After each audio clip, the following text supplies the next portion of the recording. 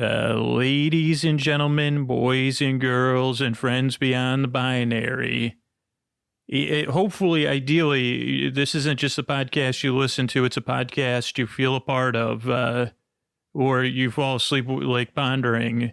It's time for Sleep With Me, podcast that puts you to sleep. All right, everybody, most comfortable way to listen to Sleep With Me this holiday season, any time of year. What a gift. If you're looking for someone to give you a gift, if they could save some money getting Sleep With Me branded sleep phones or any of the sleep phones models, the most comfortable way to listen to the show, soft speakers and a nice soft stretchy headband. You could get a corded model, a couple different wireless Bluetooth models, and you could save because right now until December 17th is their last minute holiday shopping sale, and you could get 15% off everything excluding gift cards with the code Merry15. That's Merry15, so say yay for the holidays at Sleep Phones, but you have to use our link, sleepwithmepodcast.com/sleepphones, sleepwithmepodcast.com/sleepphones. Do not miss out. Sleepwithmepodcast.com/sleepphones. Merry15 until December 17th. Thanks, everybody. All right, everybody, it is time for the Sleepy Supporter Zone. These are like those of you that love listening to this ad-supported version for free linearly. I know you're thankful for the people that are able to support the sponsors so we can keep doing this. So we celebrate them here because not only do they support the sponsors, they let the sponsors know about it. They post on social media. That really, really helps us keep sponsors, find new sponsors, and keep the show coming out for you for free. And I want to thank Melanie, who downloaded the ZocDoc app, ZocDoc.com/sleep. Melanie had moved to a new area, wanted to find a new primary care physician,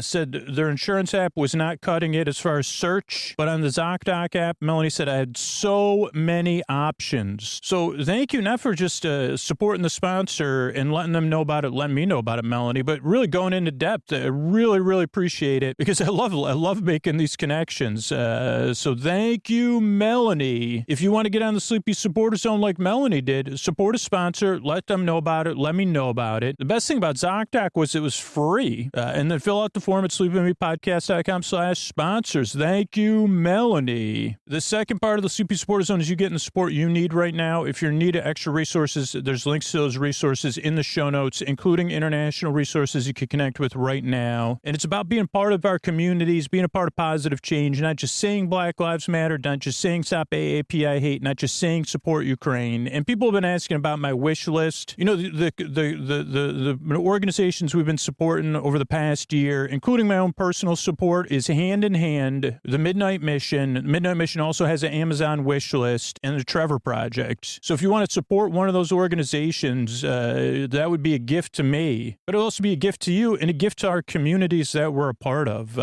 So be a part of positive change. Feel how good it feels to take action, and use the links to those organizations in our show notes. And that's it. What do you say we...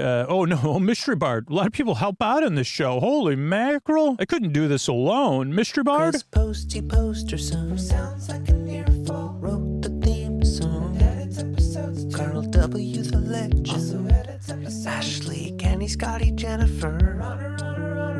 Eric and the team at Astound are on the website. I am the Mystery Bard. I do the lullabies, yeah. I do commissions at JonathanMann.net. I'll write a song for you. Any reason at all. You can tell me the story and I'll make it personal. You see the kindness shine straight on through when the listeners form their own Facebook group. Keith, Stacy, Sarah, Julie, and Jennifer. These are your moderators. Get support dear Scooter on Patreon. Buy the merch and support the sponsors. You can find anything you want at sleepwithmepodcast.com. And we're so proud that we could dance. Rusty Biscuit, Lois, Anna like banana. Leah does the transcripts. Thanks, Mystery Bard. Don't forget, get your sleep phones. Sleepwithmepodcast.com/sleepphones is the only way to get Sleep With Me branded sleep phones, only way we get credit. Most comfortable way to listen to Sleep With Me. Sleepwithmepodcast.com/sleepphones. What do you say we slow it down and get on with the show? Hey, you all night tossing, turning, mind racing, trouble getting to sleep, trouble staying asleep. Well, welcome. This is Sleep With Me, the podcast that puts you to sleep. We do it as a bedtime story. All you need to do is get in bed, turn out the lights, and press play. I'm going to do the rest. And what I'm going to attempt to do is create a safe place where you could set aside whatever's keeping you awake, whether it's thoughts, feelings, physical sensations, anything you're going through, seasonal stuff, colds, wind, whatever's keeping you awake. I'd like to distract you from that, to bring you into this aural, A-U-R-A-L, I think, safe place to welcome you in. Come on in. You can leave the door open or you can close it. You can come in through the beaded curtains, the velvet curtain. We have it all here. This safe place has multiple entry points, but none of them you really notice either. You can come in through a rectangle, a square, an oval, a circle, any other, what doorway shape do you prefer to come in? We have a Hobbit anteroom, so you can come in through a Hobbit house, look around, have a spice cake or whatever the heck they eat, seed cake, I can't remember, and then come on into the safe place. I wouldn't mind living in a Hobbit house, to be honest, probably because of my apartment, but definitely more cozy. Yeah, let's see. So you would safe place. So come on in. I think I would do you like beaded curtains? And even for the season, we have jangle curtains. We also have silent jingle curtains. We have candy cane curtains.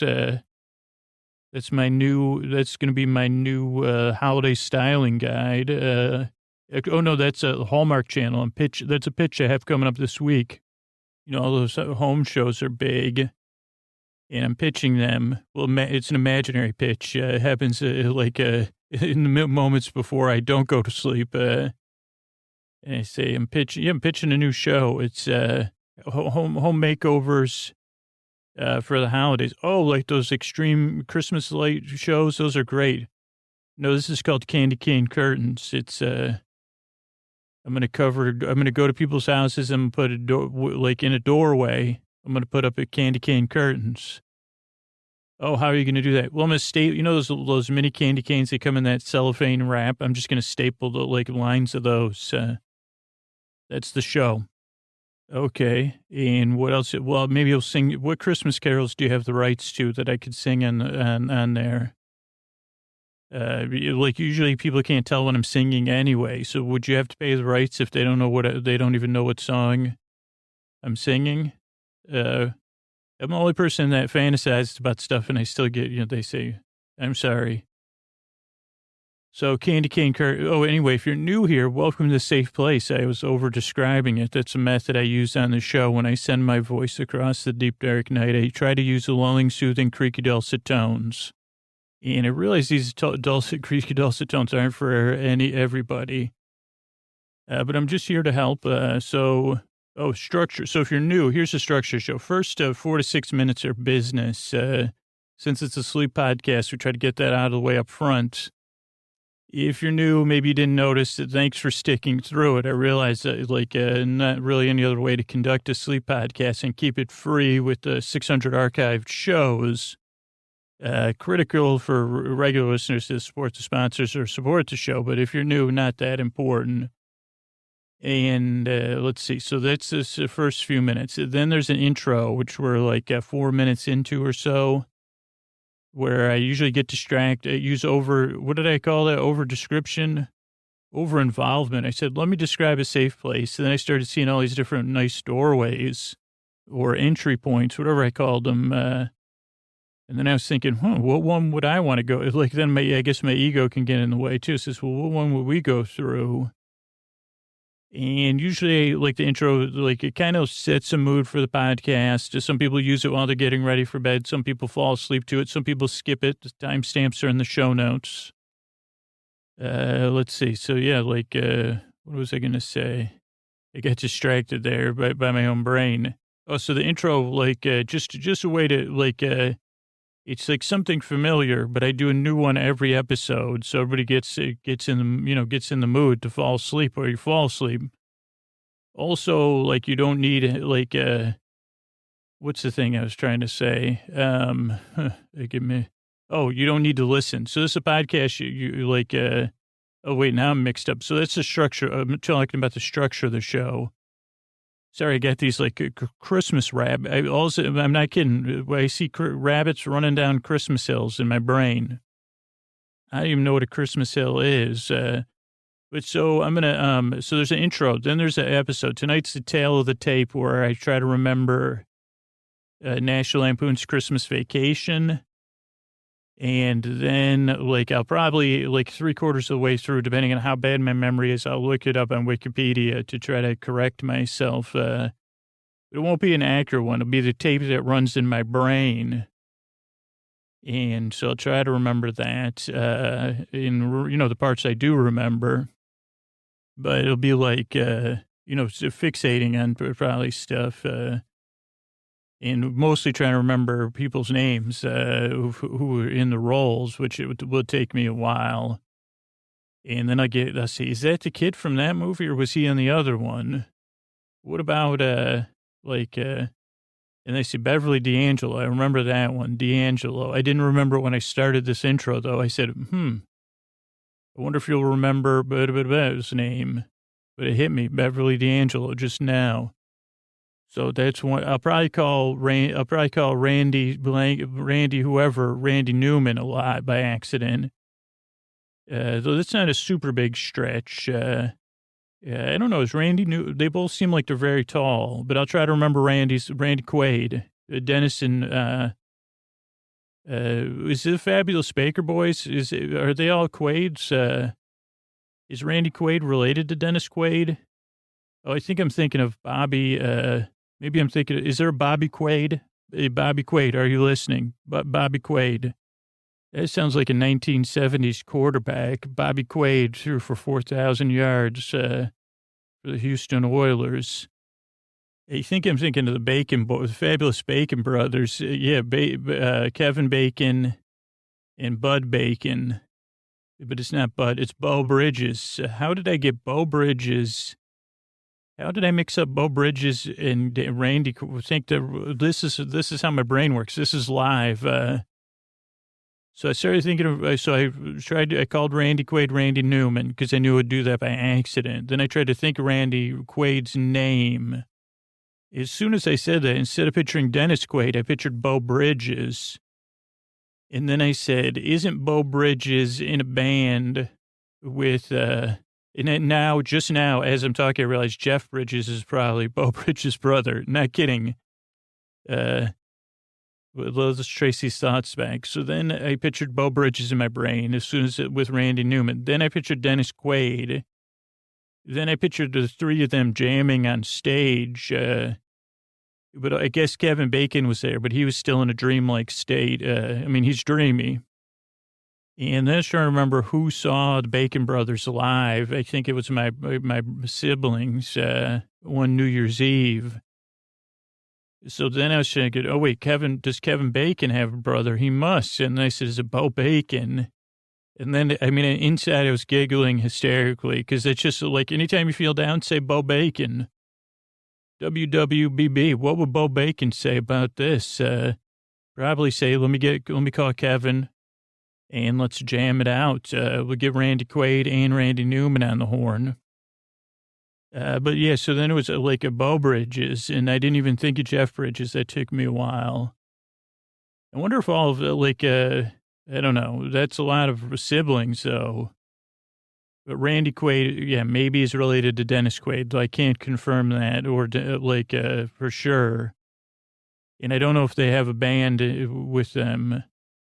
But okay, so I'm gonna try. To remember National Lampoon's Vacation, and then we'll have some thank yous at the end. So I get distracted. So here's the thing: you don't need to listen to me. I think I made two things clear. You don't really need to listen to me. I'm here to help. I don't know if I made that clear, but I bet you weren't thinking about whatever was keeping you awake while I was trying to think of. Bo Bacon, and I think that may not have made you laugh, but it said, well, give me a side of Bo Bacon. That sounds like something somebody would say to the things that were said in a bed and bread. Well, I'll take that with a side of Bo Bacon, if you know what I'm saying. Anyway, so those are people that it came up in my brain. So you don't need to listen to me. You're also under no pressure to fall asleep. I'll be here for an hour because I know there's listeners that can't fall asleep or don't fall asleep or that listen while they're sewing or coding or painting or trying to unwind or relax, like something's spurted up in the moment. And they say, okay, I need to take a few minutes here. I'm here to help because I've been there in the deep, dark night tossing and turning. Last night, I could not sleep. It was just...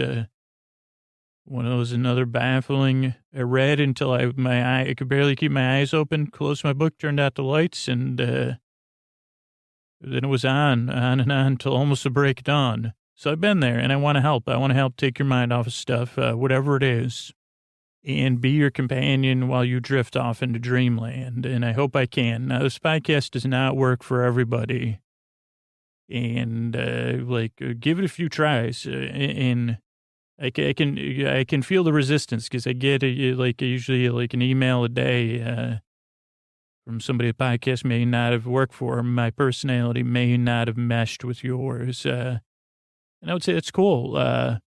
There's a lot of stuff out there to try or give the show a few tries or look on iTunes. There's thousands of reviews. Almost every single one of them says I was skeptical and then I gave it a few tries and it helped. Or maybe your gut's right. This podcast won't help you, and I'm sorry.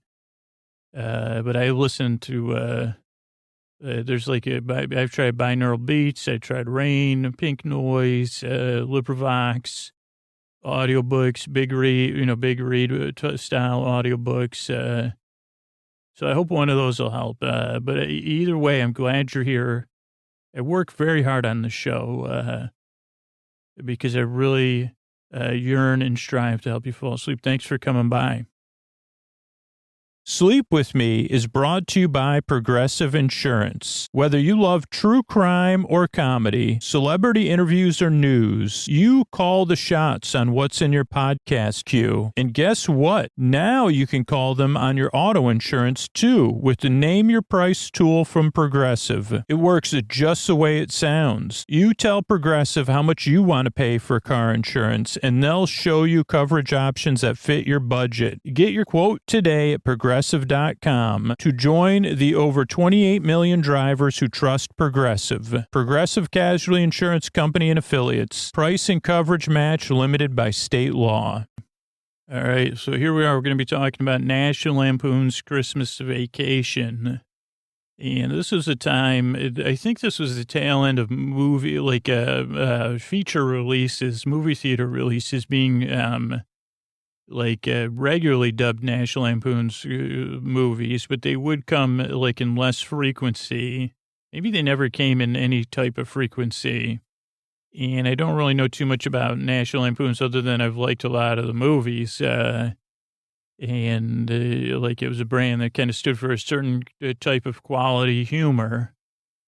But this movie is called National Lampoon's Christmas Vacation. And I guess, I don't know if now it's called Christmas Vacation. That just doesn't get, it has to be, I think in my opinion, it has to be called National Lampoon's Christmas Vacation. And to those of you that have seen the movie as many times as me, know that it has a great song that goes with it. It's not so much an earworm unless you remember it. So I'm not going to try to make you remember it. And I don't know if the theme song is at the beginning or the end where there's an animated sequence of a goofy human, I guess which would be Chevy Chase. The theme song's poppy. It never made it into the main Christmas Carol lexicon because it's really it's kind of more of a movie theme song. Then it's very related to the movie. And I think this movie's probably, we should talk about this up front. It probably has been overplayed. With the way holiday movies, I think it's one of those movies that's suffered from overexposure, in my opinion, and with my personal relationship with it. And I don't know what year it came out, but I know I saw this in the movie theater. So I don't know how old I was or if this is PG or PG-13, but I do know I saw this in the movie theater probably twice. And I was probably right around the exact target demographic that the movie was teen boy goofball, like suburban-esque, but so, okay, so let's see. Oh, but I think it's been played so much on cable, and it's not that it's like, I think probably some of the humor, I think it's a movie that just is best of flowing. And a lot of the jokes don't stand up if you're overexposed to them. At least, because I haven't seen the movie in a long time, because I just have I just like it's just like some other like snacks that I've had too much, like Trader Joe's deep chocolate covered JoJo's with peppermint. I had those like 3 Christmases in a row. I'd eat them by the box, and now I can't touch them. And I guess this probably depends on your opinion of like the actors in it and like your relationship with Chevy Chase. But this was I guess this was like middle late Chevy Chase, and I feel like this was a good role. Now he did have another role. I don't know if that was a holiday movie, but I associate it with the holiday season where he moved to the country. It was kind of like to write a book with his wife, and they bought maybe they even bought a bed and breakfast, and the whole town didn't want them there or something. But I don't remember. I don't know why I was thinking of that. But so give this a chance. I mean, you would fall asleep to it because this episode, that's the whole purpose anyway. And plus, I'm not going to remember, who knows how much I'll remember. Because it's just I think as a kid, it's just like a sequence of events. And I guess at the end, there is like a through plot with what Chevy Chase wants, his character, Wallace? No, that's not his name. Cliff Griswold, Clark Griswold. And this movie was like a sequel, a third sequel to a National Lampoon's Vacation, which is definitely, that movie's unbelievable. And that one definitely holds up, even though it's older. I think, or maybe I've just seen it a little bit less. And then National Lampoon's European Vacation, which I've watched bits and pieces of when it's been on TV. But I think I started watching it one time recently, when I say recently, in the last 2 years. But so, yeah, so I don't know.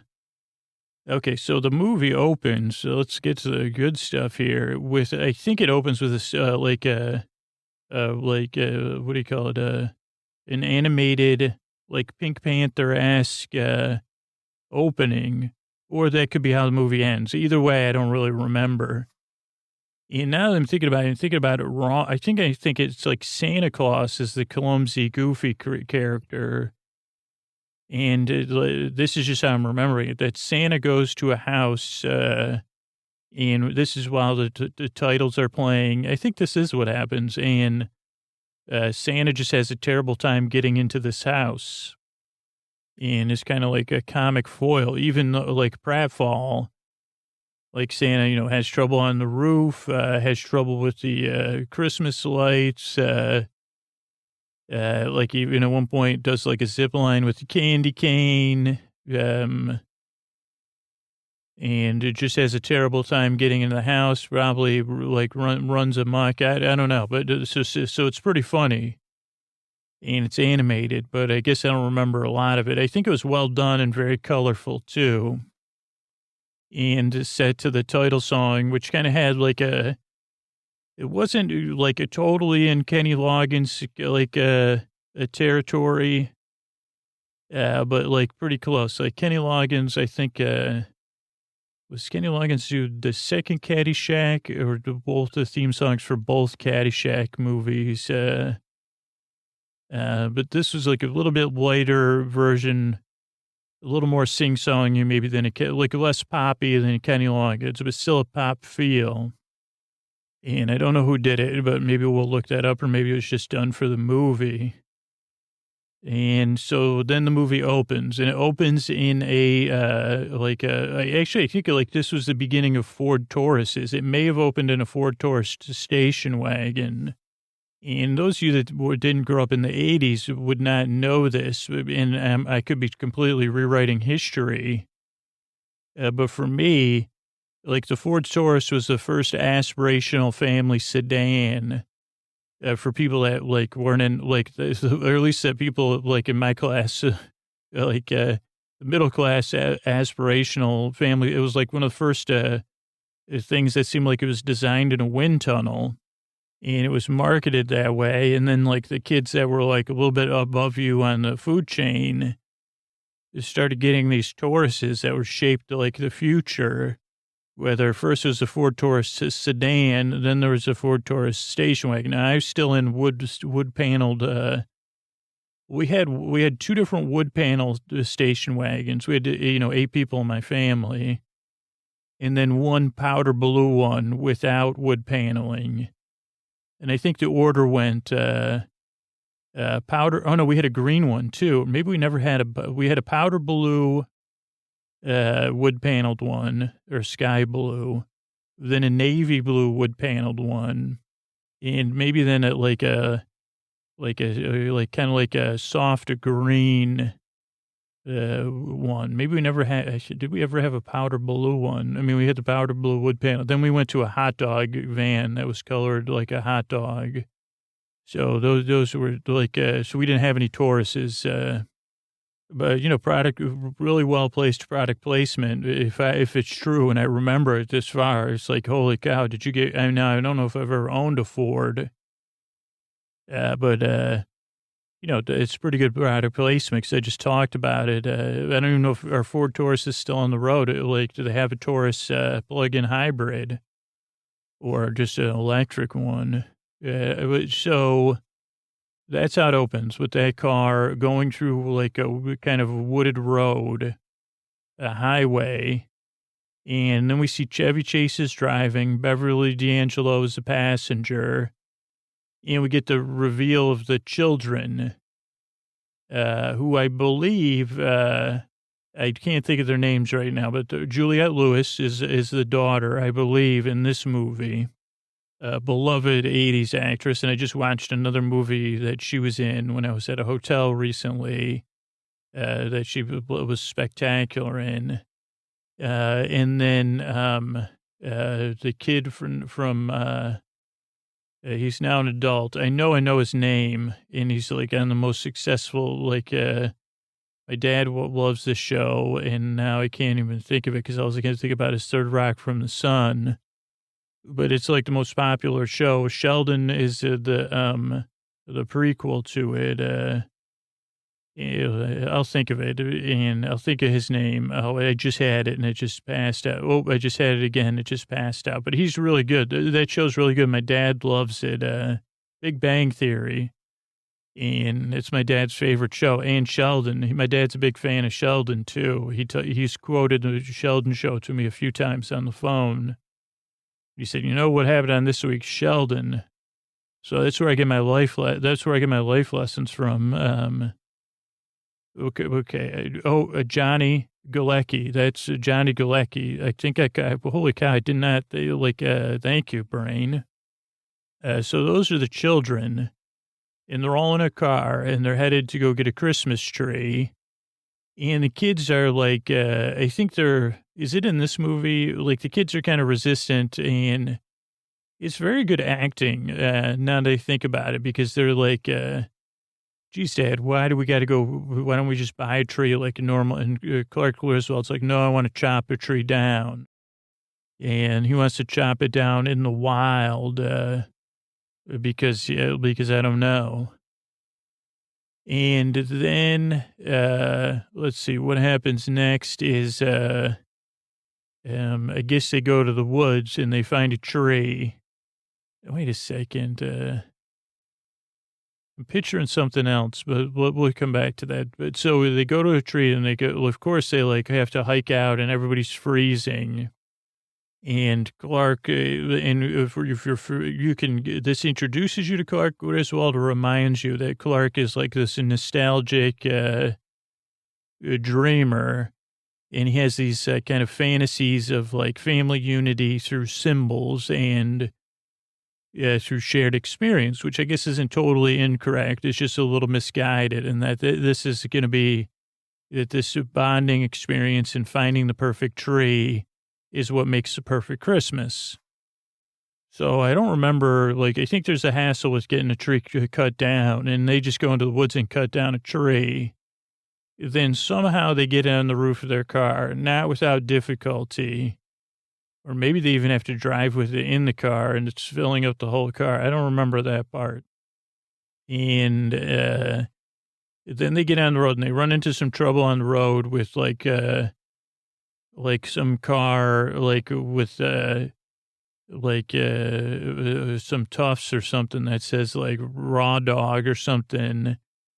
And Clark, Clark is he has like he's like a passive aggressive, like overboil or whatever. So he gets a little like road competitive, and then they do a trick move where they go under this lumber truck. In the meanwhile, his whole family's like, Clark, what are you doing? And Beverly D'Angelo, whose character's name I don't remember, she's always trying to be the voice of reason and saying, Clark, Clark, Clark. And so then they get somehow extricate themselves through that. And I thought they like jumped over a giant a snowbank into a tree lot. But that would make sense with some of the later plot that they still have a tree on their thing. Because the tree that they cut down in the wild plays like more than one role in the show. So then they get home and they get the tree in the house and it's way too big. And like it's like it's like a 30-foot tree or something. And then they're like it like breaks their windows. It also, we meet their next door neighbors who are 80s yuppies, Julia Louis-Dreyfus, and I'm not sure who the other actor is. And I think this all takes place in the Chicago suburbs. But Julia Louis-Dreyfus is like, and her husband are yuppies, and they don't like their neighbors, because they're suburban buffoons, their neighbors. And so I think that's the first trouble. Like it breaks a window. We learn, I think that there's like some squirrels in the tree, but I'm not positive about that. But Clark has to do a bunch of trimming with he's like, oh, I'll trim the tree down. And then he gets covered in sap, which for a while becomes this ongoing thing where his sap's stuck to his hands. Then we see Clark at work. I think, and this is probably still in the like Act 1 area, where Clark kind of talks about what he's going to do. He works for like a food additives company, which I thought this part was smart, like these little jokes. And there's some jokes, and then there's their new boss, and Clark's talking about, like, they get these Christmas bonuses. I don't think I've ever worked at a job that I had a Christmas bonus that I know of. Maybe when I was selling iron-on patches for my friends, I got a Christmas bonus, but I'm not sure. But, like, 'cause I just never had that kind of job. But he's talking about spending his Christmas bonus, and then he says he already spent it on a swimming pool. A down payment, and then that's going to be, again, much like the tree, that this swimming pool is going to be this like source of masculine power and success for him and family bonding, and it's going to make him the breadwinner, and they're just going to have a lot of fun with it. And he's kind of talking to his two companions. One of his companions is a very actor that's present in a lot of these movies. I think he comes out of Second City, or the Canadian, or out of the kind of Canadian version of Second City, maybe. But he's someone very recognizable. And they're saying, "Whoa, Clark, slow down. We didn't get the bonuses yet. This new boss is a big on the numbers." And then I think Clark gets called into the boss's office, and the boss can't remember his name. He keeps going, just like it's like a podcast. Anyway, Freddie, he says, what's going on with and there's a lot of cool jokes about, ways what they're doing to breakfast cereal and they're in the manufactured food business. So that's a fun scene. Then we have the scene with Clark, putting up, Christmas lights, and that's like a day-long scene. And I think he causes more trouble for Julia Louis-Dreyfus and her husband. And there's a lot of comedy in that scene. And Rusty is his son, who he calls Russ a lot, is trying to help. And he's like, he also tries to be the voice of reason at different times. The son and the daughter, and the mother, and he's even trying to say, gee, Sad, you get all these big expectations you build up to the meaning. You put so much meaning in these events. It's okay. We just love you for who you are. And he says, no, Russ, we're going to have the greatest lights in the history of the world. And so you get like a bunch of funny sequences of like Clark, getting into trouble, just like Santa did, putting this extreme light thing on the house. And I think I think this movie, like, even though it's like more like a series of scenes, it does seem like it's structured to like the beats wise pretty well. I guess maybe not. It just like, at least in my mind, because then Clark, he puts so much work into it. And then he builds it up, and then he finally gets done despite his family's objections and despite everybody's doubts and despite the hurdles and the difficulties. He gets all the lights set on. He says, come on, everybody, come outside. And then they're still resistant. Oh, Clark, it's cold or whatever. And he says, come outside, please. This is a big one for the lights. And then he goes to light it, and it doesn't light. And then he goes and tries a couple things, and it still won't light. And then maybe he tries one more thing, and it still won't light. And he goes, really loses it. So much from that they have like decorations in their lawn. And he starts yelling at Santa. And I think he even tosses Santa, like they have a little plastic Santa and reindeer. And he's like, this is like the funny part of his character is that like when he boils over, it's a very comedic, and he's yelling at Santa, the plastic Santa, in just this exasperated way. And then he's defeated, and right in his moment of defeat, or maybe he says, I'm going to do one more try. And then his wife accidentally flicks on the switch. It was just the light switch in the garage was off. And she turns it on, and the lights go on, and then they go off again. And then somehow they solve that, and the lights are saved, and it's this unbelievable light, like so bright it like drains the power, annoys the yuppies, so that they crash into like their shrimp flambe or something. And you can see it like from outer space, and it's beautiful, and there's the music, and then we just get this great sequence. Like he starts to cry, and he's so happy, like his moment of family unity has been achieved, and the lights are a symbol of his success, or like success in of itself. And then he's crying, and then he sees that he's leaning on Randy Quaid. Like he's weeping, and then he says, geez, isn't it beautiful, Clark? And Randy Quaid plays this character, whose name I don't remember right off the top of my head, but, like kind of from, like I think Beverly D'Angelo.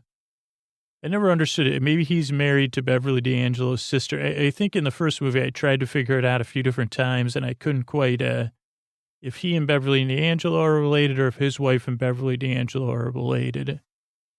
But Randy Quaid's like dressed in like flip-flops, boxers, and like a bathrobe or something insane. And he's like, isn't that beautiful, Clark? And usually he's like smoking and disheveled and spitting and that kind of thing. And I almost thought of his name there, but Clark says, what in the heck are you doing here? And he says, well, good news, bad news. He goes, aren't you at home? He goes, this is our home. And then we see this like old RV. And like he goes, well, the bank, we had issues at the bank, so now we live in this RV. It's great, but we just coasted into town on fumes. And I guess it is Beverly D'Angelo and his wife, because she's like, oh, Ellen, that's her name. I think Beverly D'Angelo's character, because the sisters, they agreed and they're happy.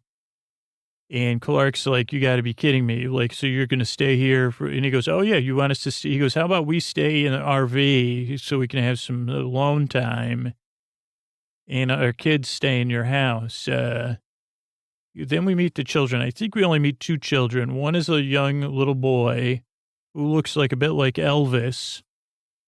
And that's all I kind of remember about him. He's like quiet. He's like a he's very nice eyes, like a very cute kid. And then we meet his sister, who's also young, like probably, I don't know, 6 years old, 7 years old. And her name's like Trudy or Rudy or something. And she's very nice, and she's very verbose. I think the kid doesn't talk. The boy doesn't talk, I don't think. Like, and there's a funny joke in there, like, goes down a well. Eyes go crossed, kicked by a mule, eyes go uncrossed or something that Randy Newman says, but then he doesn't speak or something.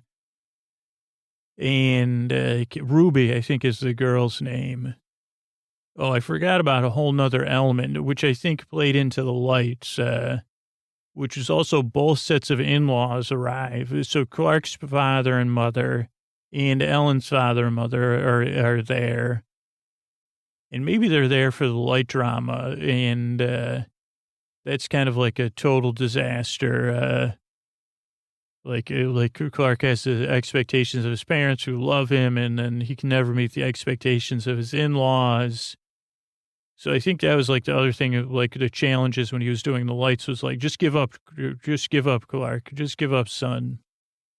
Like, just come inside. You're getting too much like Don Quixote here. So that was like another part of like why like it had such an emotional charge when he did succeed, because he could see in-laws, I'm good, and see mom and dad, I kept at it and I succeeded. But also I think like it adds a nice element having the in-laws there, like with Randy Quaid's kids, because then it just adds like this humanity, like the grandparents can kind of dote over the, I don't know. Otherwise, like, I just like it because Ruby's like this really cute voice of wisdom, and believer in Santa Claus. Like she's a true believer in Christmas for this, episode or this, movie. And I think like having her grandparents there kind of adds like, I don't know, like an emotional layer that if it was just her, like if there's no intermediaries, like if it was just the Quaids and Clark and Ellen and their two children, it probably would, plus having the in-laws and Clark's parents adds this extra, like I said, emotional charge. Okay, so that is like, so then he says, you got to be kidding me. So then he probably gets in bed. And I think that when he gets in bed, he's reading a magazine and complaining to Ellen and getting all these magazine pages stuck to him while he's like, you got to be kidding me. Eddie, that's his name. Eddie, Randy Quaid's character. Eddie, and I'll think of it, and your sister. Yeah, he says, but he's going off. He's like, I can't believe they're going to be here. And then they find out, Clark's like, finds out, oh, well, like also we're going to help them with Christmas because they can't afford, like Ellen's very generous. And Clark really is generous, I guess, in some way. But he's also resistant to things outside of his control and unpredictable things that don't fit into his plan. So having them here, like, he gets irritated by the generosity. And so, whatever. And this is all building towards Christmas Eve. So then the next day comes and they go shopping. And this was when I didn't live in a city with Walmart. This was before Walmart was good. So the one place they go is Walmart. And what's the guy's name? I already forgot. Eddie has, okay, we have a list of all presents the kids want, Clark. So here you go. And he buys like all this like dog food, because also they have this dog that likes people's legs and is a little bit mangy and kind of eats through everything. And so, let's see. So yeah, so that happens. I'm trying to think what else. So they go to the store, then they go to the mall. I think the mall scene is that also Clark's like a romantic because he's a nostalgic. So he wants to get this perfume for his wife as a beautiful gift, but then he also, it's like a nostalgic romantic fantasy person. So then he gets kind of like caught up in an imaginary fantasy. And I don't know if there's any other comedic scenes at the mall. I would think that there would have been like some sort of physical comedy. But usually then Ellen kind of shows up, his wife, and says, "What are you doing, Clark?" And he says, "Well, I was buying you a gift, and like this next person just wanted to help me." So that's that sequence. Then they go sledding, I guess would be the next sequence, which is like a quick scene, but that was like one of the funniest scenes for me. Like, they all go sledding, and then Clark has to do it. And he says he has this spray can with him. And he says, they say, "Well, what are you going to do, Clark?" And he sprays one of the, like a aluminum circular sled, like one of those dish style ones. And he sprays it, and he says, this industrial lubricant we're using, I don't even know, for like Frosted Flakes or something. And he's like 10 times slipperier than oil. And they say, "Okay, Clark." And then he goes so fast on the sled that like he goes down the hill, across the parking lot, goes on a jump like through a sign. And just like a quick, that's like one of the things that just doesn't stand up. The first few times you see it, it's hilarious. But after a while you say, but I don't know, maybe this emotional, like trying to see the richness in the emotions. So then there's that sequence. Then I think that's it. Like there's probably one more. Oh no. So then there's the night before Christmas Eve, I think is the next one. So this night, and Clark's alone, and he sees Ruby, or I think that's her name. And she says, like, Clark's like fantasizing about the swimming pool. Like he's looking out his window and staring at his backyard, imagining a swimming pool there, and imagining like that's going to give him this, this vitality and this success and this family unity. And then Ruby says, "Clark, what are you doing? I thought you were Santa Claus, Uncle Clark." And he says, "No." And then she says, "Well, geez, I don't know, like if I believe in Santa, because last year we didn't get presents, because we were moving." And we see her kind of softness. And Clark says, "Don't worry, I believe in Santa. And I believe in, Ruby, you're a guest, and Santa's going to find you. I'll make sure of it." And I guess that like helps us like root for Clark again. And then I think the next day is Christmas Eve. And so we have the Christmas Eve build, which kind of seems like, Clark and Clark having run-ins with his in-laws and his parents. And they say, "Don't get too carried away tonight, Clark." And I'm trying to think what else, like probably some buildup during the day, or maybe that's when they went sledding. I want to say, though, I'm trying to think what else, like if there was another transition, but I can't think of one. But yeah, then we have the big lead up to Christmas Eve and everybody getting ready. And Clark having these big expectations. And then I guess the arrival of guests. If I think of like a transition scene before that, but we also see that the dog is like, we more trouble with the neighbors. Randy Newman emptying all the RV stuff right into the sewer, and then having some toxicity. Maybe something with the dog. I can't remember. Definitely Julia Louis-Dreyfus, like slowly, like I remember she looks out the window at Randy Newman and just saying like, what a beast that dude is. And when does like, I'm trying to think when they get fed up, maybe in another few minutes, but then Christmas Eve arrives. So the guests start to arrive first. So we already had everybody like Clark and everybody gets dressed up for Christmas Eve. So if Clark, Ellen, and the two kids, and then Ellen's parents, Clark's parents, Eddie and his wife, Carolyn maybe, and their two kids, Ruby and Elvis, then a dog, then like an older aunt and an older uncle come together. I don't know if they're in a relationship or like a really, really old aunt and then a fairly, fairly old uncle. So maybe like 80s and 70s and 80s, I'd say. Maybe even 90s. And there's a lot of like kind of cheaper geriatric jokes. But I think at the time, the acting was pretty good. But so she arrives and then the prep for dinner is going. And of course there's like comedy there. Like the turkey doesn't turn out right. The older aunt or whatever, grandmother, she made some gelatin, but she also topped it with cat food.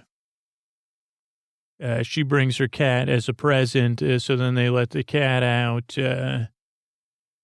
And then what else happens next?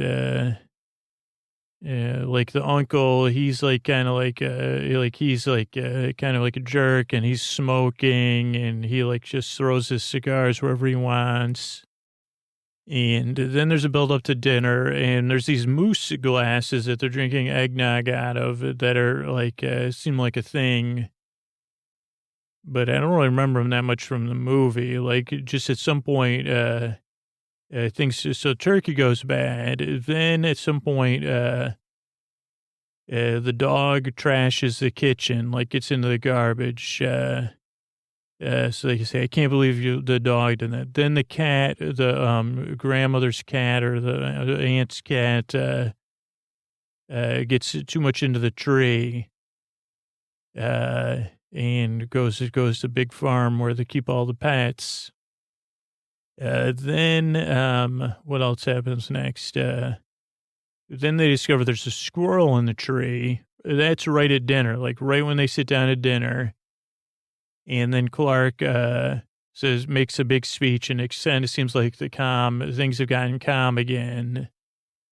They say, okay, everything's calm. We're going to eat dinner now. Make the best of the bad situation. And then a squirrel comes out of the tree and it creates total chaos. With, like somebody faints, it jumps on people. The dog runs through and, whatever, like, windows are breaking, things are flying, and they fly into the house next door. Julia Louis-Dreyfus says, I can't, this is it. Like, either you go over there or I go over there, to her husband. He goes, well, I don't want to deal with this. So she goes, I'll go over there. Like, cause I had enough and I can't take it anymore. These neighbors are rude. So she goes over there. Meanwhile, they're chasing the dog and the cat, or the dog and the squirrel. And at that point, it becomes like a bonding thing and kind of funny. Like, I think the Clark's dad's someone famous too. But they kind of try to sneak up on the squirrel. And then they finally chase it out the front door right when Julia Louis-Dreyfus gets there. So she's had enough. And then she goes in and she says to her husband, you're like, he goes, how'd it go? And she goes to like, I need a night off from this relationship. And then the house is like, it seems like Christmas is ruined, right? Like it can't get any worse. I think this is a moment. And then the doorbell rings, and in the midst of the chaos, or maybe this was before the chaos, but Clark says, listen, I know things aren't going great. I know I'm a buffoon, but this is a courier, and the courier it has my Christmas bonus. So I've been waiting for it. I don't know where it is, but here it is. And I have a big announcement that I'm putting in a swimming pool, and I'm going to host y'all this summer. Because I believe in the, power of swimming pools to unite family bonding. And he goes, go ahead, Rusty, or somebody open it up, or Ellen. And they say, okay, you're subscribed to a year-long subscription to the Fruitcake of a Month Club. And then Clark goes and, he loses his temper and starts going off on a tangent. And he says, geez, what kind of cheap move is that? I'd love to. And everybody's mad, but Clark's over the top. And he says, gee, I will, wish to see my boss here and just tell him my opinion of him for being so cheap. And you see a light go off over Randy Newman's head. And then they recover again. Or maybe this is, it might be out of sequence, but and everybody's kind of okay, well, it wasn't the greatest Christmas, but we have this one last tradition where we read the night before Christmas. And Clark goes to his father, are you going to read it, Dad? And he goes, no, Clark, you are. He goes, it's your house, it's your holiday, go for it. And everybody, he gets all into it, and he's got his hat on. And it's this Christmas interlude or holiday interlude where everybody's, again, he's actually getting what he wants right here almost, despite things not going well. There's this, again, moment of togetherness where he's excited. And then while that's playing out, we're seeing a sequence where Randy Newman goes to go get Clark's boss and say, hey, come on down. To say Clark wants to talk to you. And he says, well, I'd rather not go. And Randy Newman says, well, let me talk you into it. And right at the height of Clark reading it, what wondering I should appear. But Uncle Eddie and my boss out on the lawn. And the boss comes, and meanwhile, the wife is at home and said, hey, this greaser or whatever came and wanted, we were trying to eat dinner, and he was a beast of a man, and he took my husband to one of his employees' houses, and that's unethical. So she calls the ethics team. But so the boss is there, and the boss is played by, again, another actor whose name escapes me, who excels in these kind of roles. And he has the perfect voice for it. So he plays this jerky boss, and he says, what is the meaning of all this? Look at these, plebs, despite their house being huge. He says, and then they say, listen, man, we have a legit gripe. Why would you? And then Ellen is actually the leader who says, my husband has a point. What kind of person? And then Rusty and the grandfathers, the grandmothers, they all get into it. And they kind of shame the CEO or whatever for saying, people rely on these bonuses. If you're not going to give them, tell them a long time ahead of time. Don't leave them hanging. Or maybe give some bonuses, because that's absurd. And the boss says, I guess you're right.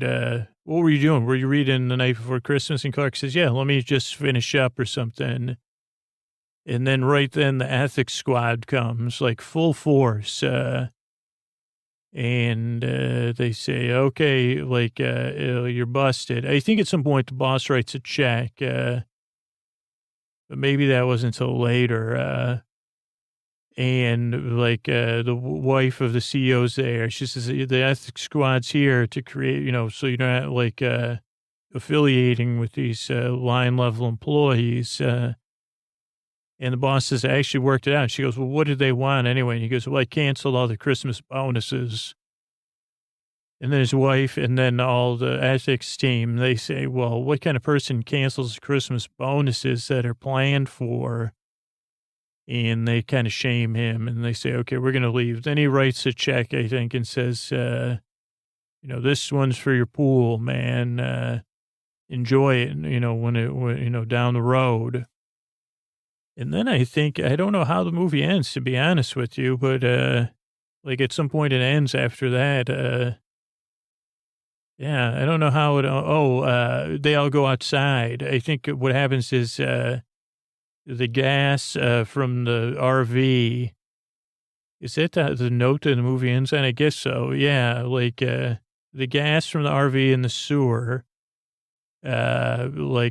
shoots the Santa, up from the ground, and it shoots across the sky, just it looks like a meteor, but Ruby's there with Clark, and she says, Santa's on his way here to give me a gift, that I've been deprived of.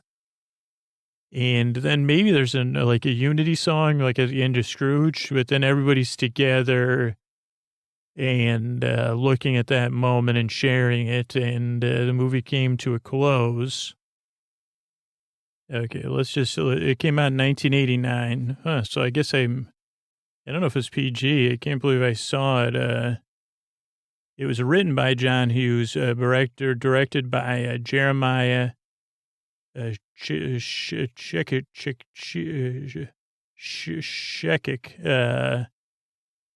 It was based on a short story from National Lampoon's magazine, Christmas of 59, or Christmas 59. Stars Chevy Chase, Beverly D'Angelo, Randy Quaid, Juliette Lewis, and Johnny Galecki.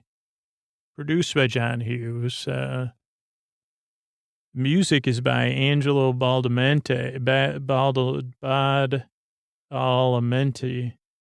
Cinematography is by Thomas E. Ackerman, no relation. Came out December 1st, 1989, 97 minutes. Its budget was $25 million, and the box office was 71, but I'm sure it made a lot more than that. I guess it was a direct-to-TV sequel. I saw that when I was looking for holiday movies. Aren't really on the streaming services, I guess, because all the cable TV channels have them. Trying to think, bonus, cast. Who else do we have? John Randolph as Clark Sr., Diane Ladd, E.G. Marshall, Doris Roberts. So a lot of famous people are in this that I didn't realize. Oh, Ruby Sue. Rocky was the boy's name. Catherine is Eddie's wife, played by Miriam Flynn. Sam McMurray is Bill. Frank Shirley, Brian Doyle Murray is the actor. Julia Louis-Dreyfus. Nicholas Guest was Julia Louis-Dreyfus's husband, Todd. Let's see, any other things. John Hughes had originally written the story for the 1980 issue of National Lampoon's magazine. And the studio begged for another one. But he said it was a little more than a Chevy Chase vehicle. It was shot in Summit County, Colorado, Silverthorne, Breckenridge, and Frisco, and then on the Warner Studios facilities in Burbank. Oh, Lindsey Buckingham had done Holiday Road for the first movie. That was a classic. It was the only installment not to have that movie in it. Barry Mann and Cynthia Weil, and it was performed by Mavis Staples of the Staple Singers fame. It was also covered by High School Musical star Monique Coleman for Disney Channel holiday album. Yeah, that's about it. Let's see what else. Number 2 at the box office. Back to the Future 2 came out the same weekend. Holy mackerel. And critical response, got mixed to positive reviews. But many people have called it a Christmas classic. 64% on Rotten Tomatoes for film critics. It's Variety said a positive film.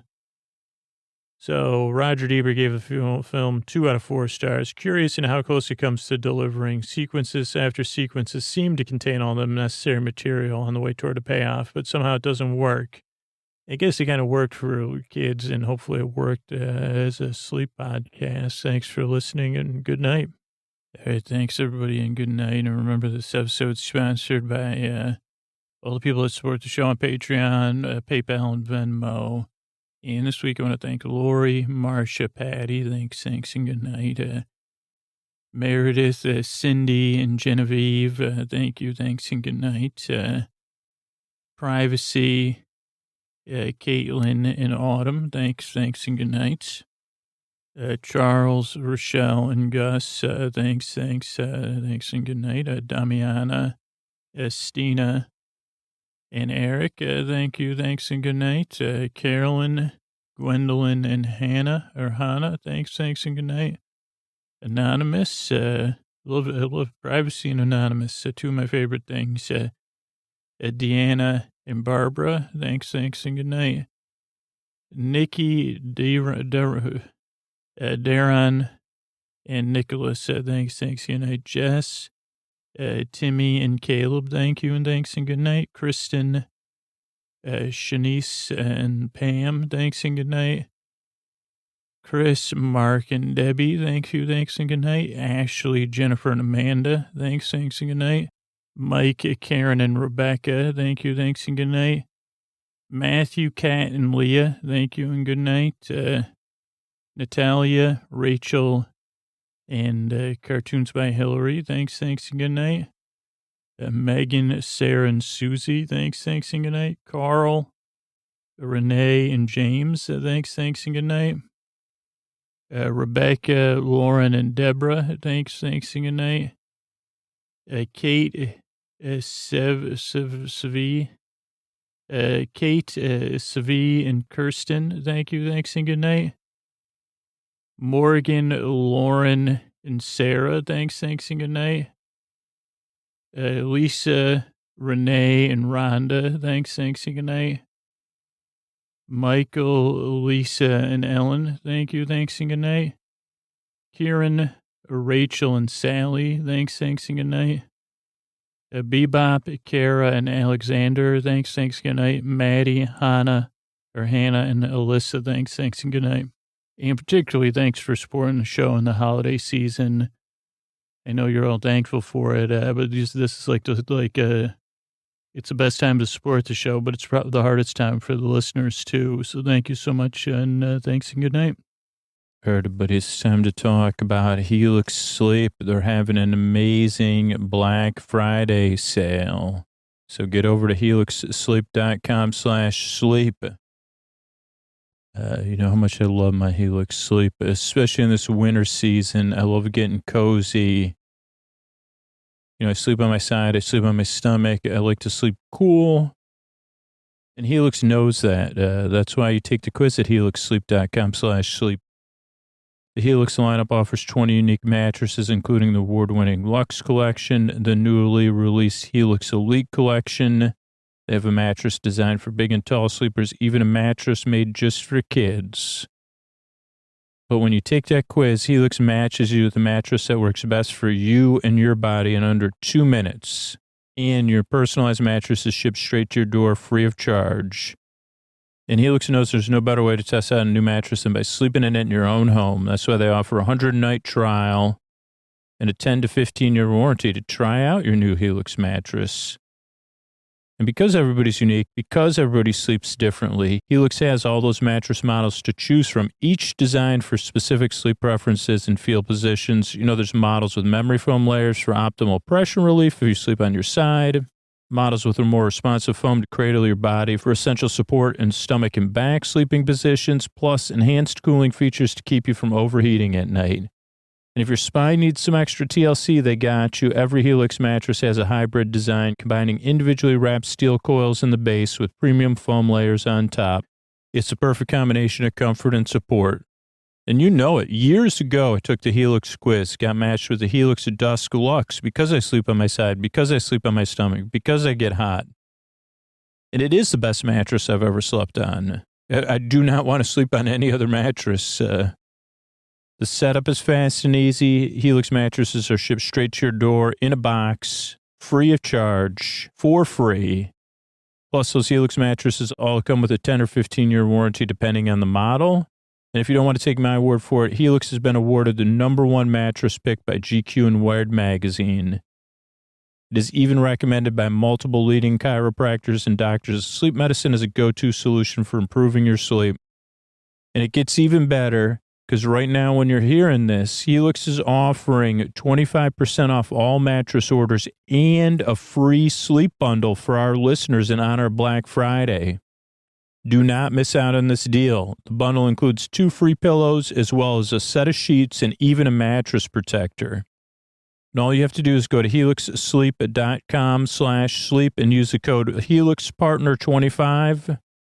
That's HelixPartner25. This is their best offer yet, and it won't last long. With Helix, better sleep starts now. Get over there and get that deal.